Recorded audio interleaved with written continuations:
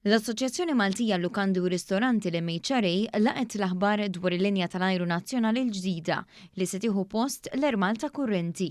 Fi stqarrija l-President tal-MHRA Tony Zara tenna li l-assoċjazzjoni dejjem kienet fuq quddiem biex tappoġġja inizjattivi li jsaħħu u jtejbu il-linja tal-ajru Maltija.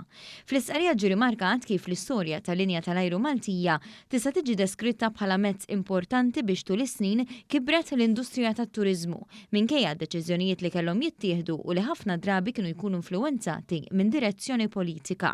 Dan kien aktar sinifikanti wara li Malta daħlet fl-Unjoni Ewropea u saret parti minn suq internazzjonali dinamiku kompetittiv. L-MHRA kompli tgħid li għadejjem kienet voċifera fuq il-fatt li Malta għandha bżonn il-linja tal-ajru tagħha e kif il-konnettività twassal għal benefiċċji soċjali u ekonomiċi importanti ħafna għal gżira tagħna u niesa u ma nistgħux niddependu biss fuq operaturi barranin.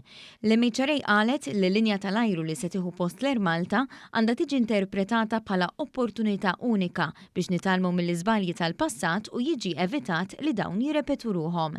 L-Assoċjazzjoni awgurat li tranzizzjoni tkun bla xkil u temmetajt li linja tal-ajru l-ġdida iġġib tama ġdida l-futur isbaħ għas-settur tat-turiżmu li vjaġġar f'Malta. Qalet li l-stakeholders kollha flimkien mal-Gvern għandhom jagħmlu dak kollu possibbli biex jipproteġu dan iċ-ċans uniku li jagħmlu l-affarijiet differenti u aħjar.